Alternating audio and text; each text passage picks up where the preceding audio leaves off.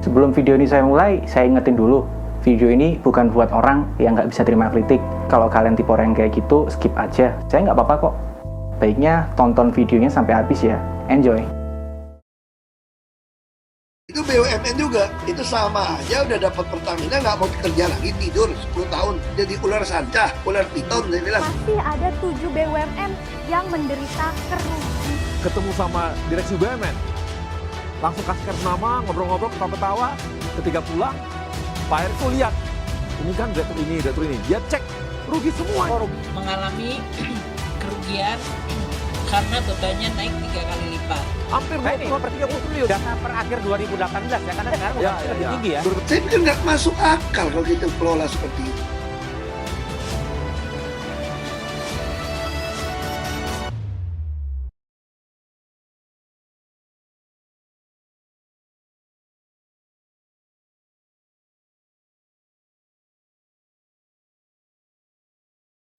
Beberapa waktu kemarin, ada berita yang cukup heboh dari seorang pejabat publik yang dalam tanda petik membongkar kebobrokan dari salah satu BUMN yang paling besar dan paling ternama di negara kita ini. Hai, Om Bagus di sini dengan sebuah cerita. Marilah kita langsung aja bahas kenapa sih BUMN kita itu sulit berkembang. Nomor 1, paradigma BUMN adalah stabil dan penguasa pasar. Mungkin ini suatu hal yang nggak bisa dipungkiri lagi ya. Banyak banget di antara BUMN kita itu market leader atau penguasa pasar di banyak industri. Contohnya Pertamina, PLN, Telkom, Bank Mandiri, dan masih banyak BUMN lain yang nggak kalah besar. Hampir semuanya jadi market leader dan bahkan ada yang jadi penentu harga di industrinya masing-masing. Perusahaan-perusahaan itu tadi udah ada puluhan tahun dan jadi penguasa pasar yang istilahnya mereka itu nggak usah repot-repot cari pelanggan. Pelanggan datang sendiri karena taunya ya adanya mereka itu. Sebenarnya nggak masalah kalau mereka ngelakuin sesuatu dengan terus cari opportunity buat berkembang dan nggak sekedar nikmatin kekayaan mereka yang udah dikumpulin dari dulu. Cuman kenyataannya perusahaan-perusahaan itu lebih ke arah pertahankan pelanggan mereka dan bisnis seperti biasa. Nggak ada improvement yang berarti. Ya cuma optimasi anggaran sana-sini. Kenyataan pahit juga banyak ditemui di BUMN. Ketika top manajemen mereka menggalakkan ajakan-ajakan untuk BUMN mau berinovasi. Banyak dari pegawai mereka yang dari manajemen senior sampai ke frontliner, tua dan muda, merasa sudah nyaman dengan apa yang sudah biasa mereka kerjakan dari dulu sampai sekarang. Dan kita semua tahu berubah itu nggak nyaman. Nomor 2, BUMN adalah agen pemerintahan. Ini juga hal yang cukup unik ya. Ketika kita bilang BUMN itu perusahaan, dan perusahaan itu umumnya kerja ya cari untung. Nah BUMN ini sedikit beda, karena BUMN ini yang punya negara melalui pemerintah.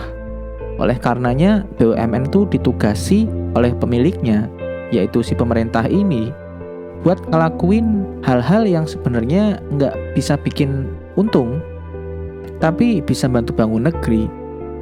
Banyak contohnya, kayak si Telkom diminta membangun jaringan telekomunikasi di kawasan timur. PLN diminta jualan listrik di bawah harga pembeliannya. Dan juga Pertamina disuruh jualan BBM satu harga. Mau di Jakarta yang maju atau di Irian Jaya yang masih banyak babi hutannya. Sebenarnya status BUMN juga nggak sama. Ada yang masih perum atau perjan, kayak Perum Damri, Bulog, Perjan TVRI, dan RRI yang memang diminta cari keuntungan. Tapi bukan target kinerja utama mereka buat cari keuntungan, tapi lebih ke pelayanan publik. Beda halnya sama BUMN yang statusnya sudah persero. BUMN persero ini memang diharuskan dikelola selayaknya perusahaan biasa yang kompetitif, harus cari keuntungan dan bisa cetak laba. Apalagi kalau persero sudah go public atau TBK. Itu lebih lagi harus cari keuntungan sebesar-besarnya karena statusnya sudah semi swasta. Tapi kenyataannya karena BUMN ini memang punya kekayaan dan pemerintah sebagai pemiliknya membutuhkan kekayaan itu buat bangun negeri, akhirnya BUMN ini ditugaskan untuk mengerjakan beberapa proyek yang secara bisnis itu nggak menguntungkan, ya istilahnya buntung lah. Sehingga mau nggak mau berpengaruh terhadap perkembangan finansial dari BUMN itu ke depannya. Nomor 3, BUMN adalah kekayaan negara. Istilah kekayaan negara ini mungkin asing di kuping orang awam, tapi intinya kekayaan negara itu apa yang dimiliki negara dan bisa dinilai dengan uang. Contoh-contohnya itu kantor pemerintah, tanah pemerintah, aset pemerintah, bahkan utang negara itu termasuk kekayaan negara. Sama kayak yang udah dibahas sebelumnya, karena BUMN itu dimiliki negara, BUMN itu perusahaan, dan bukti kepemilikan perusahaan itu namanya saham, jadi saham BUMN itu yang jadi kekayaan negara. Kita coba lihat beberapa kasus belakangan yang udah sering nimpa pejabat-pejabat BUMN, yang mereka ini dituntut sama KPK merugikan negara atau membuat kekayaan negara itu berkurang. Kasus-kasus itu udah sering terjadi di beberapa BUMN kita, yang sering juga sebenarnya bukan dimakan sama pejabatnya itu sendiri. Karena yang namanya orang bisnis itu kan nggak mesti untung terus, dan kalau BUMN itu rugi, otomatis kekayaannya berkurang. Momen ketika kekayaan BUMN itu berkurang, itu bisa dituntut pejabatnya atas suatu kelalaian menjalankan BUMN sehingga merugikan negara. Ini jadi polemik sebenarnya, karena yang namanya bisnis, apalagi bisnis kayak energi, komoditas yang syarat banget sama resiko, karena harga namanya komoditas itu naik turun, bisa jadi beli di waktu mahal, dijual waktu murah, dan itu jelas bisa bikin perusahaan itu rugi tanpa disengaja. Seberapapun ahlinya kita dalam berbisnis, kita nggak bisa ngeramal masa depan kita bakal seperti apa. Cuman ya kalau di BUMN ini bikin rugi perusahaan karena memang sedunia rugi, itu bisa kena pasal merugikan negara dan langsung masuk bui. Nah kalau gini kira-kira masih ada nggak yang berminat jadi pejabat BUMN? Nomor 4, organ BUMN adalah organ politik. Masih berhubungan sama BUMN yang dimiliki negara melalui pemerintah. BUMN ini kan perusahaan, jadi selain harus ada pemiliknya atau pemegang saham, harus juga ada yang namanya komisaris atau pengawas, dan juga direksi atau pelaksana, pengurus dari perusahaan. Nah, karena BUMN ini memang masih bagian dari pemerintahan, penunjukan organ perusahaan tadi dari Menteri BUMN, Komisaris BUMN, Direksi BUMN, itu syarat dan kental banget sama unsur politik. Maksud saya politik di sini tuh pejabat dari BUMN itu belum tentu yang terbaik dan yang paling ahli di bidangnya.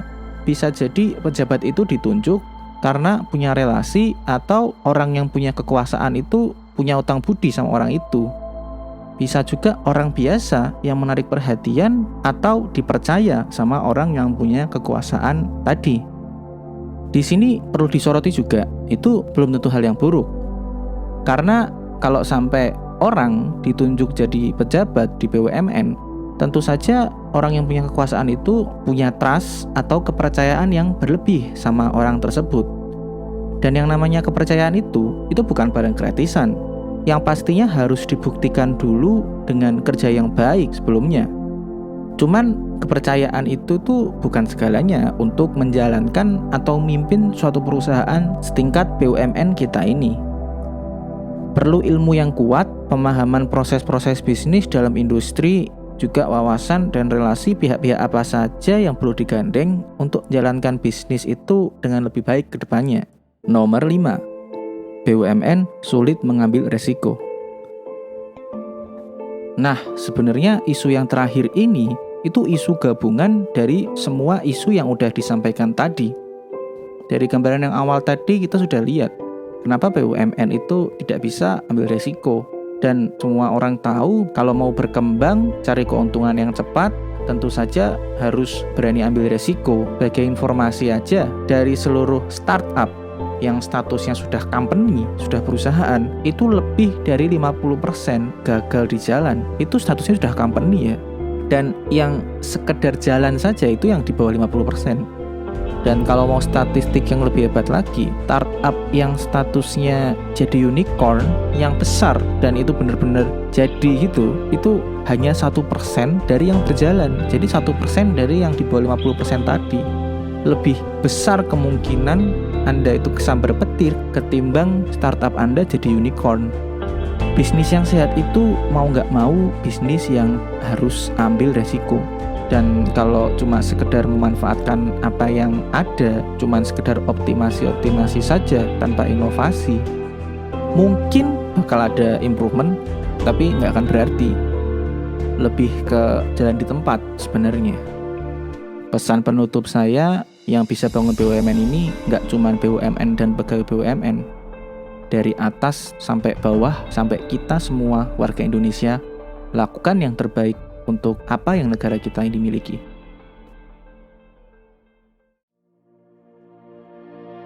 Hai, buat kalian yang tonton videonya sampai habis, saya ucapkan terima kasih buat kalian semua. Waktu kalian sangat berarti buat saya. Kalian merasa video ini bermanfaat, baiknya kalian like, subscribe, dan jangan lupa di-share ke teman-teman kalian yang kira-kira membutuhkan informasi yang sama. See you in the next video. Bye-bye.